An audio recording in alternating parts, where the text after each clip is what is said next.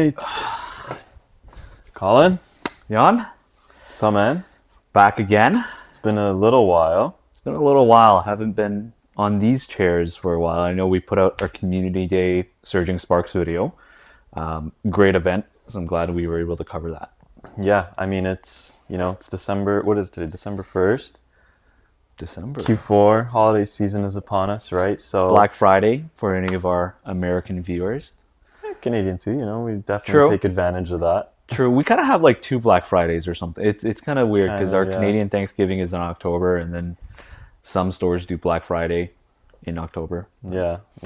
But just in general, right? Like, as a retail business and e-commerce business, this is like the time of the year where it's like all hands on deck and kind of got to steamroll through the Q4 season and make sure that everything's kind of lined up and execute there so that we can do fun stuff like this, right? I mean, it's all fun, but this is kind of like a true, It's a concentration of fun in Q4 for sure. yeah, But I think to your point, right? Like the purpose of these videos is also to give our perspective as business owners as well. We want to give our community more of a lens into like, okay, how does a business, a retail store operate? How do we look at things, right? So those who are thinking like, what is Q4, right? Like if you're not familiar with those terms, a year is broken into 4 quarters. Each quarter is 3 months. So as a business, we oftentimes think a quarter at a time. Q1 being January to March, Q2 being April to June or beginning of June, or April to end of June, and so on and so forth. But Q4, as you can all imagine, that's when businesses really start to ramp up a lot of their production, just from a manufacturing standpoint and also from a consumer standpoint, because you're buying gifts for the holidays, stuff like that. People are in a happy mood. yeah, it starts to get crazy, especially once Halloween rolls over, like November 1st. It's like November 1st feels like it's Christmas is around the corner, right? Yeah. As you can see, we got a Christmas tree right here. Still gotta get the lights, but that's okay. Yeah, gotta get the lights, phasing it in, but definitely Q4 for us. Like it's funny. You'll often walk around the shop and you'll just have our guys almost muttering Q4 to the like Q4, Q4, Q4. Everyone's just trying to hold the line, and then we usually celebrate in the new year with a nice dinner. We did Brazilian steakhouse last year, which a lot of our guys like. So maybe we'll do it again. Maybe we'll try something else. Yeah. A lot of changes in the altered world since then. Yeah. We have been having a few members of our community asking for updates. A lot of changes. Very good. Yeah, guys, it's been busy. We're sorry. Very, very sorry. Trying our best here, but I think at the end of the day, it's like this whole production of YouTube really is its own world of business. And, we can churn content, but we don't necessarily want to do that. We do want to take time. We come in before the shop even opens, usually on a weekend, actually always on a weekend, and we film. There's no one else in the store most of the time, right? It's just Jan and I. So, Yeah. So let's get into it. Before we get into the main topic of the video, we have some not breaking news, guys. Okay, it's not breaking news. We know Robinhood had an errata, but I want to touch on it quickly without getting into the kind of like dissecting it fully, the state of the game and kind of like how we're feeling about it. But for those that may not know, just a quick overview. Robinhood was a card that when you play it, your opponent's cards or characters, depending if you play the common or the rare, would cost one more. So essentially a card tax. And what made the card especially frustrating was it would be played in Waru. It's a bureaucrat. Waru would put it to sleep. It would be on the board. And you'd have to deal with that card tax for that turn, for the next turn when it gets awakened, when it comes out of reserve. If your opponent draws another one, it was just an oppressive, like... and that's the common and rare. Forget about all the crazy uniques out there that, Right, yeah, the top decks could play Robinhood plus uniques that also had card tax. So they just got rid of the card tax. They nerfed it completely. They changed it entirely, really. They changed it entirely, yeah. So yeah, bye-bye Robinhood. I mean, I'm happy about it. I think like as a player, I can jump on BGA. I don't have to worry about queuing up against that freaking Waru that's just going to be playing the Robinhood. It was just like, it was depressing, man. I mean, this is also, early on, there was a published of like top decks, and Waru was Yeah, Waru was dominating. dominating. Like any tournament, it would be like at least 50% of the top cut, whatever it was. Top 16, you got 8 Warus. Top 8, you got 4 Warus. And Which, Waru would always win, sure, right?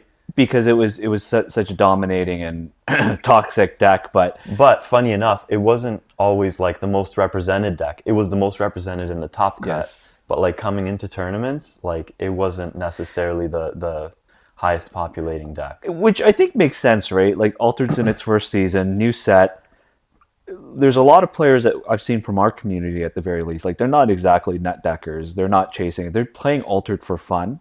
So it kind of goes back to like our earlier videos of like mixing that balance between hyper competitiveness and casual play, and then finding a balance in between. As you mentioned, without going into the nitty gritty of Robinhood, because there's plenty of video like Altered Academy. I'm sure has covered it like 10 times over. Great content, by the way. But from a overall kind of TCG management standpoint, I think very very healthy that Equinox is very connected to the community. I mean, maybe you'll share. We actually met with the devs. Well, I can't say we, but Jan met with the devs. Not And, devs, to the team. sorry, the team, Yeah. not the devs, but the marketing and I think the competitive play. Yeah, OP and OP and community. In Arizona last month. I think the point is that they, Equinox released Altered were coming up on what, 2 months? October, November. Yeah, like 2, 3. I mean, because of the delayed release, like Sure. almost 3 months essentially. Almost 3 months, but they came in, I think, relatively quickly after, arguably the first two major tournaments in the world, right? The one in France and the one in Arizona. Yeah, I mean the one in France was just like the A whole nother huge one level that because yeah. there's 1,000 players or something like Yeah. that, right? But I think that also gave them the ability to get the data that they needed to rebalance the game and come in with that hammer of justice to make things right. Yeah, you always need data to support any kind of business decision, right? Mm-hmm. Like Which is unique because I cannot think in Pokemon TCG history, recent history anyways, where aside from the standard rotation, where they've outright banned, not banned, but severely changed the mechanics of a card. yeah, I mean I think that comes with like the maturity too, right? Like I don't know what early days of Pokemon or other TCGs look like. I know that Magic had a ban of a similar mechanic. Ban lists and things like that come up, Yeah. but that's different too, right? Because you're removing the card entirely. You're not saying that the card says one thing, but it's doing another thing now. Like that is, I think, a very, very unique take and a change. I think also they're in a position to do that because the card's so new, right? It's like if they make that change, it affects Robinhood, but Robinhood is the only one that utilizes those mechanics, so it's not a cascading effect. Well, the thing is, people like were also spending a lot of money on uniques that had that effect, right? So like some people, they're really hurting by this, right? And it is unfortunate that, it kind of, we had to go through this whole process of a card actually, or not a card, a mechanic changing overall, because it does have a pretty broad effect, but nevertheless, I think it's a healthy change for the game. It promotes, like you said, people playing a wider variety of decks. It's a bit different on the local scene versus the competitive scene. Locally you can kind of just play whatever and have fun, whereas competitively you're going to be attracted to play whatever that top deck is. And if there's a clear like S tier, tier 0, whatever you want to call it, top of meta deck, you're going to be inclined to play that deck, and that deck's just going to dominate. And now, you just see a wider range of people trying to make other decks be that top tier. I see a lot of Afanas. I still see Waru. It's still a good deck. Waru is still a top tier deck. It's not like Waru is not relevant anymore. Right. It's still a super strong deck, man. Putting those bureaucrats to sleep, and they can do things like draw and sabotage and things like that. Still powerful. Sigismar powerful. Traced powerful. So there's now a more balanced pool of top tier heroes versus like one and then the rest. It's now more balanced, and I think that's a Which is welcome nice. change. Yeah, Which is nice. I'm not sure if these types of changes are sustainable. definitely not. Question for you: when you have two groups of players, the kind of hyper competitive, the ones that do travel to attend tournaments, the ones that do spend thousands of dollars on uniques. Mhm. You go ahead and kind of do something like this, and someone who just spent, a couple $1,000s in getting top three uniques, this happens. Benefits the casual crowd because absolutely get raffle stomped, but it marginalizes the hyper competitive. So how do you think that is in terms of overall health? Because the hyper competitive, they're the ones going to local expeditions. They're the ones traveling. They're the ones supporting the game. Yeah, I mean, I think it's still good because those players, they do also want to see a balance. I mean, Yeah. predominantly, there's always going to be, you can't ever satisfy everybody. So there's always going to be people that are not happy about it and salty about it, and they're going to complain about it for the next year. But this was highly speculated, right? It's not like it came out of nowhere. People were talking about Waru needing some sort of, sorry, not Waru, Robinhood needing some sort of change ban, whatever it is. So Nerf. like Yep. it was highly speculated. I saw people in Discord, in the Alter Discord, a lot talking about like, hey, sell this card before it gets banned, or like people were willing to, just offload it kind of ahead of time, and that's just the nature of kind of the market as well. It is what it is. It shouldn't be a surprise, and I think it's a good healthy change. And actually, in a game like Altered, it's kind of an easier change to make because of leading us into the next topic, the expected print on demand. You Yeah. can change a card like this, and then, over time, through print on demand, people that are going to want to use that card still, I could see it still being playable in a meta where it's very aggressive, and, Robinhood now pretty much stops one drops from being played. So Yes. I could see it being played in a meta where like everybody wants to play, a lot of one cost cards or characters, Definitely more of a tech card now. right? More of a tech card. So people that are going to want to play that card, they'll print it on demand, and you'll just have new copies of that card physically in play versus like, you know, anything kind of awkward where it's just, Yeah, and also like the change gets affected online like yeah, online seamlessly, is right? instant seamlessly. So Yeah. which is a huge part. Print on demand not going to happen until Q1 So 2025 that is though. our next topic. So Robinhood, get out of here. Uh, Q4. We talked about Q4. Q4 was also when the marketplace and the print on demand was supposed to go live. Those two things work very much together. And a few days ago, it was finally announced after, we've been kind of waiting for an update. When is this Q4 drop gonna hit us? It's delayed. Q1. Very disappointing. disappointing, but I also think in Equinox, I know you guys may be watching this video, and this is no, whatever.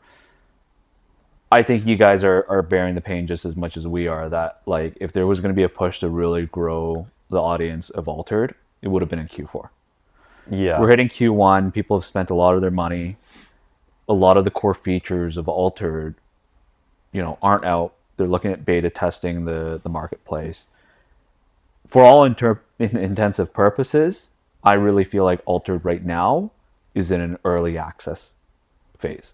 Yeah. I mean, look, like I said, disappointing, but understandable. To your point. Understandable and Why understandable. why is it understandable? Well, first of all, one of the major selling points of the game is on this feature that hasn't even been released yet, which kind of amplifies how important it is for it to really be done well. They can't just put out a marketplace and a print on demand service and it, not work smoothly, not be functional, people getting wrong cards, fees. Like there's so many different moving parts that they actually mentioned in the article they put out, the news article. They need to get it right. I think the future of Altered is dependent on this rollout of this feature to sustain the game, to bring new people into the game, to really like complete that whole, as you said, it kind of like a rolling beta almost, to kind of close that loop. Once that's out, that's like the true full rollout of Altered. Yeah, I think, you know, I'm not sure of the features of the trade mechanics being the most difficult part. What I got from the article was really sales tax and be able to apply that properly in the different kind of countries because everyone's got a different rules. And then they also linked the Epic Games versus Apple App Store, where App Store would kind of take 30% of a cut. Yeah, so there's a few things that they talked about. Let's roll through the few things. So there's going to be an initial rollout. So it's going to be kind of like there's going to be a closed beta and then I think an open beta. And that open beta is going to be kind of the first deployment, what they're calling it, rollout of the marketplace, which is going to have basic core features that they want to roll out. So wallet and fees. So for marketplace to function and for the POD to function, you need a way to transact on there to be able to make purchases, whether it be sell cards, buy cards, or from print on demand order cards. So they need to implement a wallet feature where you can't just have a credit card and buy on the marketplace. You need to load your online digital wallet to then be able to transact. So they need to have a system in place that can facilitate that. Do you think that's complex? Maybe. Has to be done right, but what are your thoughts? I mean, like, obviously, there's complexities involved with that, right? Because if you're funding a central wallet, no matter where you are located in Canada, US, Europe, it is global, which is one thing they mentioned. A lot of marketplaces like this will just be regional, so it'll just be North America, just be Europe. This is global. Is an interesting take, and I'm not sure necessarily. Like, I'm interested in seeing how that rolls out because now you're really kind of mixing and matching like different like tax systems. Yep. There's so many different considerations. Like I'm in my field of work, I do a lot of tax analysis because my background is actually in finance. So like I'm seeing a bunch of different scenarios in play. Like so, are you effectively are you buying through Altered? Believe so, yes. It's going to be their contained market. I mean, so if you're selling a card and I'm buying your card, yes. Am I technically buying from you? Or am I technically buying from Altered? I believe you're buying from me and they're facilitating the transaction. So here in Canada, that's like I'm thinking automatically, like if you ran a singles business, if you ran a business, you're not actually required to charge HST, for example, on sales less than 30,000 annually. So unless you're like really selling a lot of like 30,000 singles, it's a lot of dollars for singles. Yeah, but that's all singles, not just necessarily Altered singles, right? Sure, but I'm just saying you as a regular player, right? Like if you were not a business, if you were not in the business of selling singles and you were just trading as a casual player, you're probably not going to trade $30,000 worth of cards. Therefore, you're not obligated to report HST, which is why I was wondering, like, how, like, if you're technically, like, again, like, you know what I mean? Like, it's just such a, interesting scenario where it's like, are you actually selling directly to me, or am I actually buying from Altered because you're selling the Altered and they're kind of like the middlemen, and because they're doing so much volume in cards, they would hit that minimum for sales tax requirements. Therefore. Yeah, because in the real world, you're dealing with cash a lot, let's face it, obviously, for singles. Whereas the second you go on eBay, it's now, a transaction that essentially will slowly start to accumulate up against any limits where you'll have additional obligations to now, report as a business and report taxes and stuff like that. Exactly. And then then my head starts to spin when you think the other provinces and then America, and then, it's just wild, right? Because if someone's in the US that's selling to us in Canada and we buy, they have to be then registered for Ontario sales tax if the services that are being performed are catered to our market. Again, I believe if it's exceeding 30,000, I'd have to check the non-residency sales tax rules if there's any specifications there. But my point is that there's a layer of complication within that all, and we're only talking within Ontario, and then we dealt like I used US as I'm not even thinking about France because I know there's like what VAT down there, whatever that is. Anyways, Equinox. Hope you guys got a good accounting team, because this is I'm interested just to see how you Yeah, guys. and then there's do this. also like the currency exchange on top of Oh my that, god. right? And then there's also what I've heard somebody mention is kind of the disparity of different kind of countries that may be able to arbitrage the market in a weird way because of the value of currencies and stuff like that. So, anyways, like you said, a lot of That could complexity be its there. whole like I'm sure we'll do a video once that rolls out because if we're talking arbitrage, like this is like some George Soros type stuff. Like let's Okay, print on demand. So they've got to get the marketplace feature in. That's one aspect. The other aspect is the print on demand. So how's that going to function? They've released a little bit of details on that. So let me provide you with that. So you'll be able to order 20 card packs for printing with a maximum of 15 packs per order. A pack can contain either non-foil cards or foil cards, but not both together. So if you're building a deck, and a deck is typically 39, 40 cards, you can kind of order 2 packs of cards, 40 cards, and you have, your deck right there. But you can't just order one card. You have to order it in sets of 20, which is wait. which is reasonable.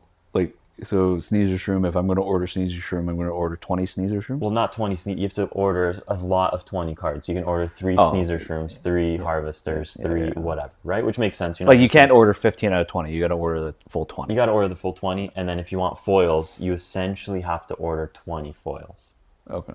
right? So that's how that's going to function. But you can order, 1 pack of this, 1 pack of this, and up to Yeah. 15 I packs think you that's can. reasonable, right? Like not everyone has to order a full deck at a time. Right? They can order half the deck, right, to make modifications. Yep. Prices will be tiered based on the number of packs ordered. So the more you order, the less it's going to cost. Again, Economies of that's scale. reasonable, Yep. right? Um, so that's how that's going to function, and I think that we've already talked about this a lot, but that's highly anticipated. You're looking to complete your deck. Singles are hard to find, first of all, right? Because Altered still a growing game, not many stores supporting it, a lot of uncertainty behind how to support singles at a store level. So really you're kind of just left to transacting with players, and you kind of have to go out of your way to fill a deck and be able to complete your deck. So we're waiting for that feature to truly, again, be able to experience that full rollout of Altered and have that seamless experience of, I need to complete my deck, I'm going to go on the marketplace.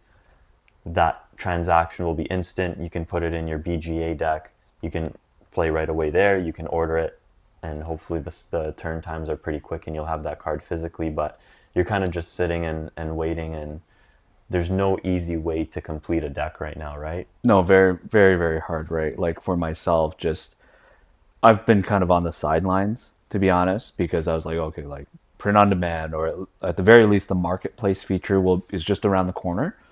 And I have a very specific deck in mind that I want to make, right? And I want to play my Muna deck with all the rares that I want and all the uniques that I want, right? I don't want to pilot a deck that's like half baked.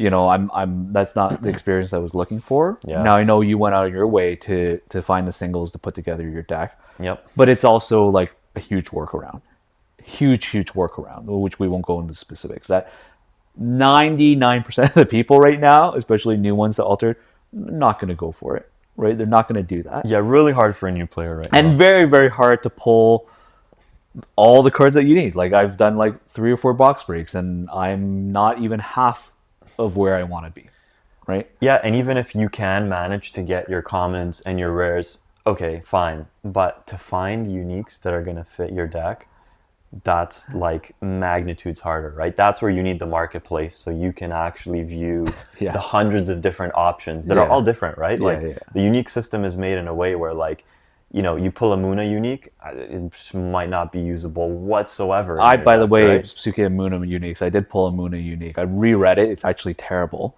Okay. You should have said that to me because when I said, "Oh, I think it's very play," no, it's terrible. And now, in hindsight, you're like, "Did you read the card?" I'm like, "Yes." I didn't read it enough because I reread it again when I scanned it. It was like it's not good. I'm still missing the uniques. I'm still missing viable uniques in my deck. It's not easy, and I can't just keep on breaking boxes to pull uniques, right? Yeah. So Yeah.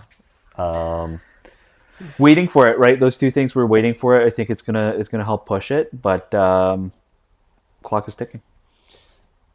that's right. So, how, how's the marketplace going to work? So the way they're rolling it out is going to be very core functions. Purchases are going to be made card by card from each seller. So say you need Sneezer Shroom, I have two. You'll buy two from me, and then you'll find another person that has one, and you'll buy one. It's going to be very one-to-one transactional. Um, Purchases will be instant. We mentioned that. And one important feature is that all sales will be fully anonymized from both the buyer and the seller perspective. So you select a Sneezer Shroom, somebody has it, you don't know who that person is. I think that comes in more for uniques and stuff like that, so that they want to keep transactions Yeah, you on can't scout market. like the top competitors and be like, oh, this guy's building this deck, and it's also a breach of privacy. That too, as well, for sure. I think overall, like makes a ton of sense. It's not like eBay where you want to build a seller profile because you do have Altered kind of securing everything, and they're the ones that ultimately are going to send you the card when you print on demand. Yep, Right. So yep, for sure. it makes a ton of sense. I think I agree. Yep, yep. And that's kind of the core of it. One other important note is that we kind of alluded to it already, but because of things like tax implications and other legal precedents, it's not going to be an app feature. So anytime you have an app that runs off of Apple App Store or Google Play Store, those guys take a lot of fees off the table and they complicate that process a bit. So what Altered is doing is you'll have to use the web app to transact on the marketplace. I hope you can do that still on mobile and log in on web app on mobile. But either which way, either on a desktop, laptop, or hopefully mobile, you won't be able to use the app. So maybe not as ideal, but I think it makes sense. It's reasonable. We'll see if that changes over time. We'll see. I think not being accessible through the App Store may turn a lot of people off because if we're talking about adoption rate, like you're including a barrier to entry. Right now, people have to go on the web store. Now they got to do this. Now they got to do that. I don't think it's too much of a problem based off of Altered's current state because it's not like you can play the game on your phone anyways, right? It's not like Hearthstone, right, where you can just open up and play it or Pocket TCG. You have to play on. Can you play BGA on mobile? I don't know if you can. I don't know if the experience would be nearly as. But I To don't be know if you honest, I can. haven't tried. I haven't looked into it. I assume no, just because Yeah, I haven't tried either. I don't know. Does Board Game Arena even have an app? Like that's maybe I'm wrong. Maybe I'm wrong. I'll take a look, Yeah, I don't know. but I don't think it's an app. I don't know. So I could see it. It'd be. you know what? It's a huge board. I even if it was, I don't know if You'd have to have it optimal. Like I have not seen maybe any mobile versions of the maybe game. like an iPad, right? Like if you had a tablet, I Sure, feel but you'd like still be doing it on browser. I guess you do it on browser. Yeah, yeah. Okay. Yeah, like Board Game Arena doesn't even have an app, so I think therefore you cannot Yeah. play like that would change the game. To be honest, the mobile version. But to my point, the marketplace being only on web, that's fine because you can only play Altered on the web right now, anyways. Maybe down the line they'll modify that.